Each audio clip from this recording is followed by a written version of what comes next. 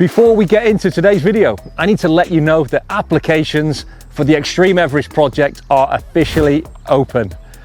I'm looking for 10 ACF and CCF Army cadets to join me on the trip of a lifetime, from Kathmandu all the way to Everest Base Camp. You can apply from the 1st of June until the 1st of July 2026 via Westminster using the code on screen. Before diving into the application, there are a few things that you need to know because we need to make sure you're eligible to join this expedition. I've made a full video going into all the details, so simply click on the link in the description to find out more. Right, now let's get back to our latest video. My latest adventure, I've got my sights set on the top of the world, the summit of Mount Everest. But that's not all. To get there, I'm setting off from over 10,000 kilometers away at the shoreline of the Dead Sea in Jordan. This is an absolutely mammoth task, one that requires a huge amount of planning, logistics and crucially, training. And that starts now. Well, actually, a few weeks ago, to be honest. I need to make sure I've got the physical and psychological strength to be able to pull this off. And that means understanding how my body is going to respond in such demanding expedition conditions and knowing the exact details to get a clear picture from the very beginning. So that's where we're starting. Today I've got an appointment with one of the best physios in the game, so I know exactly how to get dialed right in. What have you been doing then? So basically, I think it started about a year ago. Yeah. And I was convinced it was a hip flexor, you know, I think it was from running, just pounding. I thought it was from running initially. And then I trained with John, and we did loads of work on the hip flexor, and to be honest, when I went to Antarctica, I had no issues at all. Oh, good. It was either pulling a sled and skiing or climbing, hiking sort of things. Cool. And that didn't cause it any aggravation. Yeah. And then I've come back, I did 2 15Ks in January, straight off the bat being stupid, without any build-up. And it just, I woke up and What are you feeling exactly? Is it sharp pain or dull? I wouldn't even say it's pain, it's like a discomfort, you know, like it's an annoyance, like I don't know how to... So it's usually due to a back problem, which you don't appear to have. Yeah, I had a back injury in the military though. Did you? So it's fairly common, right? It goes on in a lot of people that are doing sports especially. There's another test I want to do. Lie on your back, please. So you're getting pain. Let's have a look here. Yeah, and it's like in this area here. Oh, there you go. You can see the discrepancy there. So basically that's happening. That's going on. That's down and that way. You just need a proper treatment, mate. Probably. Yeah, you do. That's why I'm here, mate. Doing well, mate. You're doing well. Hard, mate. Breathe, big breaths. Yeah, feeling a lot looser. Easier? Yeah. Yeah. Thank you, mate. All right, brother? Yeah, brilliant. Top man. Thanks so much, mate. No worries. He's completely broken, mate. We're going to have to throw him away. He's doing fine, yeah. He's got... he's been very busy. He's had a busy career with his army, you know, expeditions and so on. So I think with the right management of his current injuries, he'll be rocking and rolling. Mate, he's going to be running through walls. That's my goal for him, yeah. I feel better already. Literally, you feel 100 times better when you see Martin.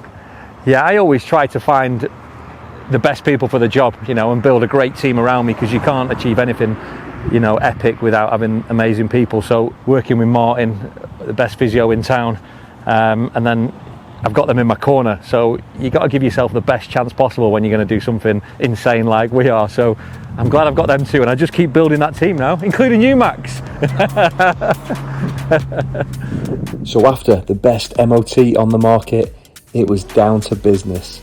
To give myself the best chance of success on this journey, I need to train progressively, but hard, very, very hard.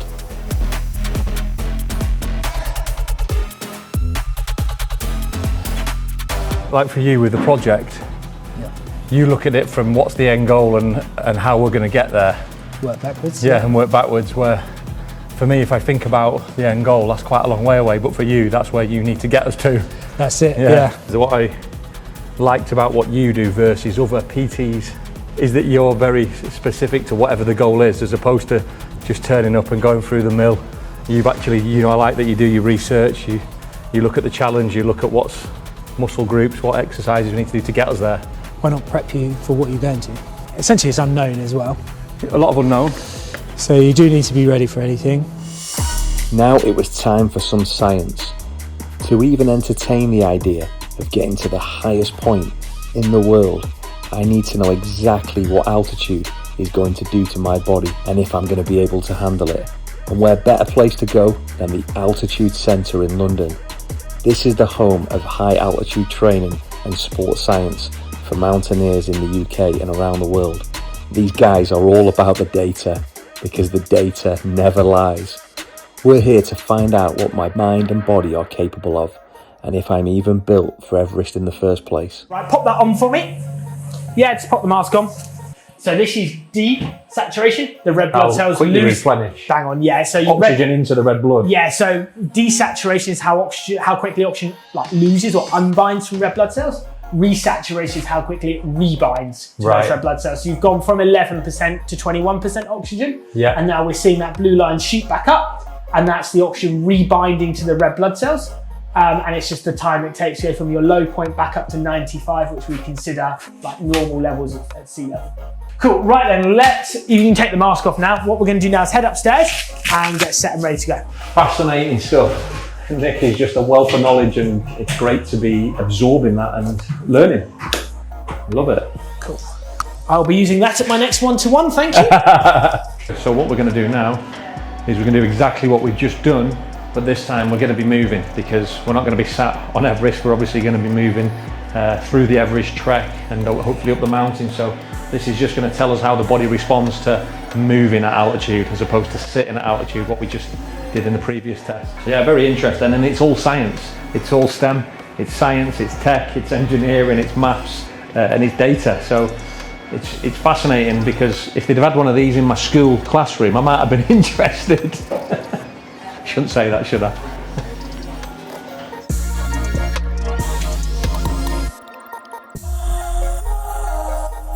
So this is 6,400 meters, so up and around kind of that Camp 2-ish sort of height. Yeah. And we'll get ready to go again. So whenever you're ready, hands on the side, off we go. Like, you're a significant height now. Yeah. So let's see how we look and see how This is where Camp 2 is at Everest. give or take a little bit, yeah. Yeah, you're above the Khumbu, like you're either on your rotations or you're on your summit push at this point. Yeah. So yeah, we're high enough now that you're seeing some pretty significant altitudes, which is good. Like, you know, you're carrying 30% less oxygen now than you were 2 minutes ago. Yeah. Like, that's a pretty significant drop. If you can see here, like 74, 75, 75, 76. This time it dropped down quite significantly. Okay, yeah. So like, you're seeing that number tail away now. And like, that number means there's going to be, like, at this point here, you know, there was 30% less oxygen going to your brain. Yeah. And 30% less oxygen going to your muscles, which is a pretty significant amount, which is fine.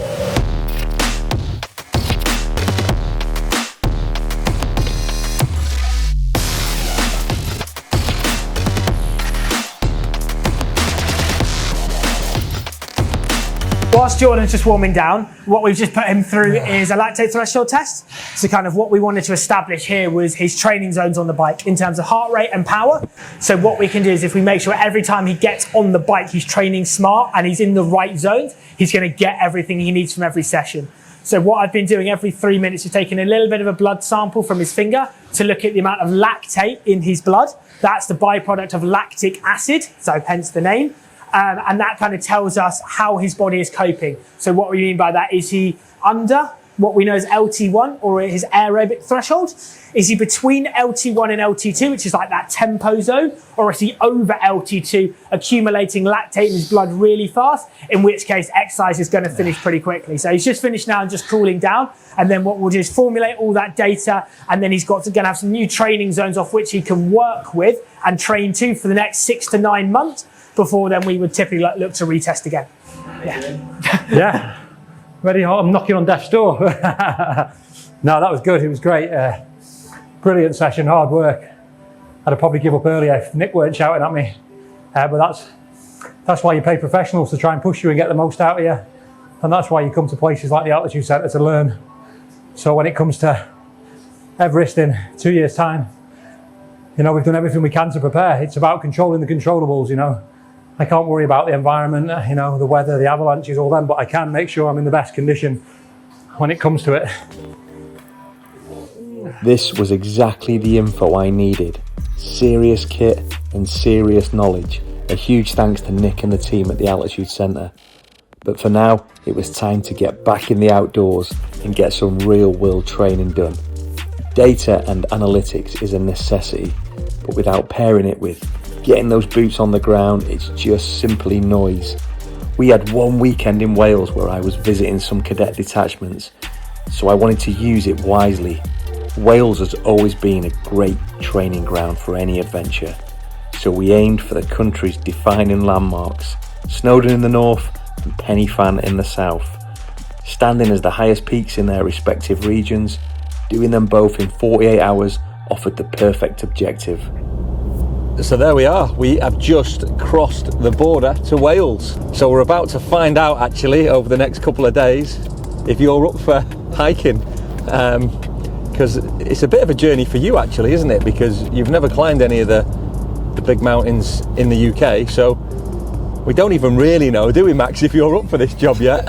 So you've got quite a steep learning curve, because over the next 2 years we've got to get from here all the way to the summit of Mount Everest, and you have got to make it at least to base camp, you know, and you may even get up to 6,000 meters depending on the training and how it goes.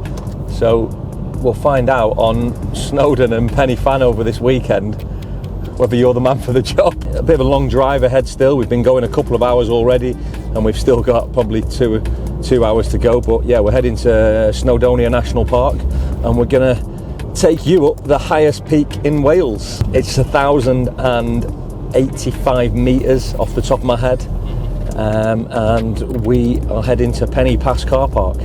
Hopefully they'll have space for us because I couldn't book it online. And unsurprisingly, there was absolutely no space. So our hike began with an unplanned 3-kilometre warm-up to the start of the trail. That's what happens when you don't sort your parking out. But it is quite interesting because we were chatting on the way here that small decisions can quickly add up and have that domino effect. We didn't plan the parking so we got here and it was overbooked, oversubscribed, so we've had to go 3 to 5k down the road, which has now put an hour on our hiking, which then means we're an hour behind getting to the summit, which means the weather's going to come in, and all of a sudden these little things that started as a tiny thing have all compounded now into something bigger, so we need to get a move on. Yeah, so I think today we're going to go for the pig track. We were looking at Crib Goch, but speaking to the mountain rescue guy, it's incredibly windy and gusting very high on top. So I think we'll go for the pig track. It's a nice little challenging hike. Probably take us maybe 3 hours to get up there, 2 hours back, maybe 5.5 hours all round. But it's a nice arduous hike on a lovely day in Wales. Always feeling good. When you're in the mountains, what's not to love? This is green therapy. I've done this a few times over the years. I haven't done the pig track for a long time. Last 2 or 3 times I've been up here has been over Crib Goch, which is a bit more fun but much more technical. It's a scramble, but it is incredible views when you get up there, but I think it's a bit risky with all the camera kit and a very windy day at the top. We certainly don't want to be calling no mountain rescue teams out today. That's the last thing we want to do. When we come back down, we'll come down the miners track to show you another route, otherwise we're just coming up and down the same track. So we'll come down another track. So up we went, and as we got into the heart of this hike, I started to really think about why I'm doing this whole project in the first place. Hiya. I think it's about aiming high, dreaming big, and for me it's about showing young people especially that if you truly believe in yourself, that you can achieve anything. And there's no saying that I'm going to get to the top of Mount Everest, but I'm certainly going to give it a good go. I'm certainly going to do everything I can to prepare as best as possible, and I'm going to show all those army cadets, and not only that, but people from where I come from in Blackpool, where opportunities are often hard to come by. I want to show them people it doesn't matter what your background is, where you started in life, that The world is your oyster if you're ready to dream big, back yourself and work hard. So this here where we are now is the splitting point pig track, which we're going to stay on, or Crib Goch going up to the ridge. But we're going to creep up on this side because the wind is going to be super heavy and gusting on the top of that.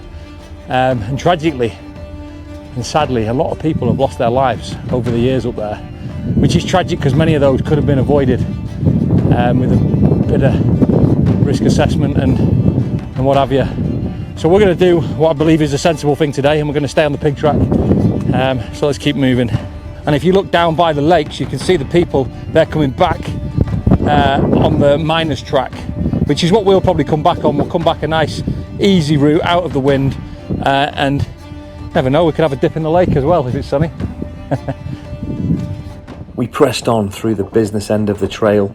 The sights began to change as we climbed higher, and the mountain started to reveal itself more and more. And then the scale of the mission really started to sink in. Oh, it's massive. It's massive. It's ridiculous. But it's good fun. You got to start somewhere on these journeys. And, you know, Wales and certainly Snowdonia National Park, it's a great training ground. Tomorrow we'll be in South Wales, in Brinken. But it's like anything in life, as we keep saying, you got to start somewhere. You know, big goals, baby steps to get there.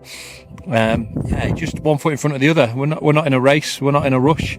You know, just keep chipping away, and eventually you get there. I think we all need big goals in life. I think, although the goal is obviously to try and summit Mount Everest, for me it's about having a positive impact on young people. The way we're going to do that is we're going to put together a world-class expedition that's going to show them that you can achieve anything. And even if you don't achieve the big goal of summiting, you give it a go, you try, you give it your very best. That's all you can do in life. That's all anyone can do in life, regardless of what age you are, what experience you have, what education you can have. You can only do your best. You know, you got to be able to stand there in the mirror and say, I've given everything I've got and leave nothing to chance. Right, that's what you're getting at me. Spurred on by purpose and big goals, we pushed on through to the summit. We're up in the clouds now, Max. About 100 metres, not even that, to the summit. Quite lonely up here today because of the wind. It's probably just about the verge of what we would do, otherwise we'd have probably left it, but we kept moving and we kept assessing the risk. And that's what you've got to do in this game. But well done you, you're just about to summit the highest mountain in Wales. Look at that, we are in the clouds here, mate. You cannot see a thing out there. There's only two of us up here today, three of us. Good man. Hey, well done, mate. It's a windy one up here today, but we made it 1,085 metres to the summit of Snowdon. Very quiet up here, as you'd expect. Just about borderline on safe conditions, so we're going to head down now. But great job to you, Max, the cameraman. First time up the biggest mountain in Wales. But great job. Let's get down while it's still safe. But we couldn't linger on this for long. We had a job to do, training to be done, and we had to get straight back down and on the way to the next one.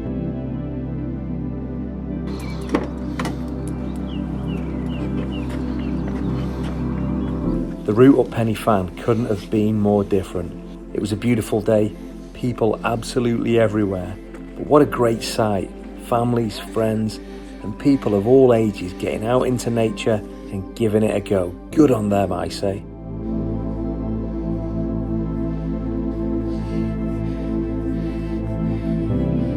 And one of the crazy things sometimes when I'm going around to see different cadet detachments in the UK, I go into places like central London, and it's not unusual for me to meet cadets who've never been in a green space, you know, never seen cows and sheep. That's not uncommon. And I think what we're doing, not just for the Xtreme Everest project, but the 18 months of training and selection and that process before it, we'll see a lot of young people get outside and experience this right on their doorstep in the UK, which I think is really important as well. This is probably the best medicine for mental well-being. I swear by that. You just feel good. You just feel good being here, don't you? I could just sleep here now and live here. And to top it off, we got wind that we weren't the only two on a very special mission that day. We bumped into the lovely Cheryl, a dedicated National Trust volunteer. She was spending her free time clearing up the trail and making it suitable for the people and wildlife that come here every day. What an absolute legend. Just speaking to a lovely lady there, Cheryl, who's one of the National Trust volunteers, and she was explaining that they pick up about 2 to 2.5 tons worth of litter a year just off this area, which is incredible.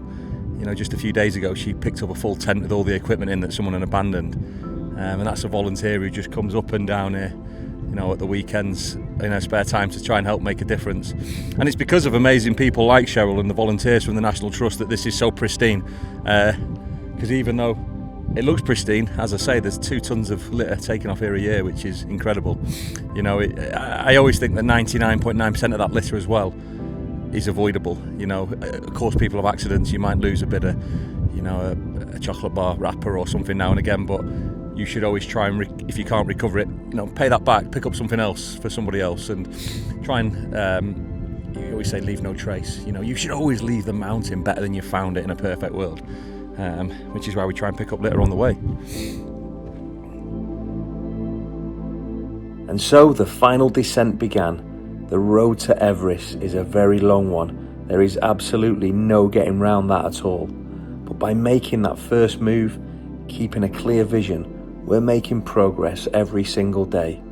We've got one hell of a long way to go, but even the longest journeys on the planet are completed by taking one step at a time. That was an epic weekend in Wales, and what a glorious Sunday to finish it off. I hope you've enjoyed this episode. If you do, please like, please share, and please subscribe to our YouTube channel. Have a good one, guys.